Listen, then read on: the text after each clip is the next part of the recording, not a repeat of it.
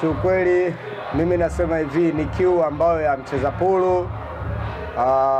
Mchezaji wa pulu kiuhalisia tumekuwa wengi tuna struggle ni muda mrefu. Mimi ni mchezaji wa muda mrefu sana, na kiuhalisia haya ni mafanikio tunayaona, na naweza akasema kwanza nimshukuru mkurugenzi wa Q Masters kwa nafasi anayofanya. Kwanza ni mfano wa kuigwa, alafu cha pili mimi nafikiri wadau au vilabu Tanzania vipo, kwa naamini kwa kitu hicho kifanya ni mfano wa kuigwa. Cha kwanza kwenye upande wa maendeleo ya mchezo wa pulu, tunahitaji tuwe na watu kama hawa wa kupushi mchezo wetu wa pool table kusogea mbele. Hano mafanikio ninayotaka, kwa sababu sasa hivi unapozungumzia Q Master ina wachezaji wa kigeni almost 4.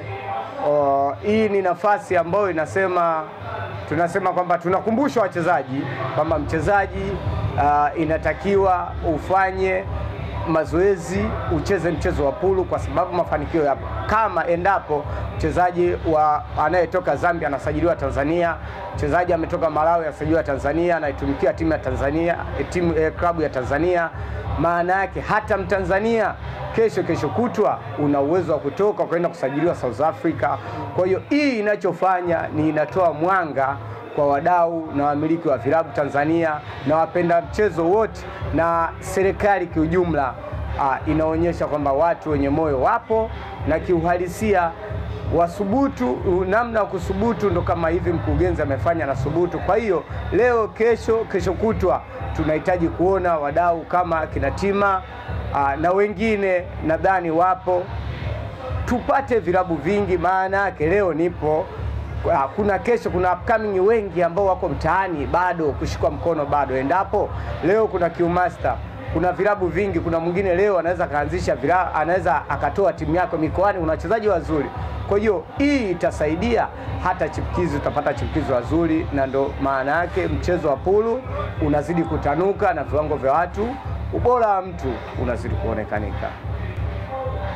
Safari yetu ya mchezo wa pool table kesho, kama mchezaji umeondolewa stress zote ambazo za kufikiria nauli, za kufikiria familia, za kufikiria matibabu, kazi yako ni kucheza pool table. Tunaona mchezo mahala gani pengine kesho mimi nafikiri kiuhalisia kabisa kwa hiki kitu mkurugenzi wa Q Masters anachokifanya ni kama anakumbusha wachezaji kiujumla kuwa jitihada na juhudi zako zinakufanikisha malengo yako. Mchezo wa pulu ni mchezo ambao naweza akasema sasa hivi ninavyozungumzia ni mchezo ambao sasa tunaenda kwenye hatua ambao naweza kusema tunagombana, yani tunafikiana sasa na labda na football, kwa sababu mafanikio mchezaji analipwa kwa mwezi, mchezaji analipiwa zile basic needs ambao anazihitaji, umeona bwana.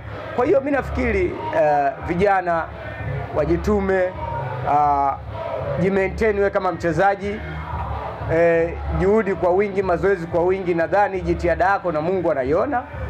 Kiuhalisia mchezo wa pulu unaenda mbali.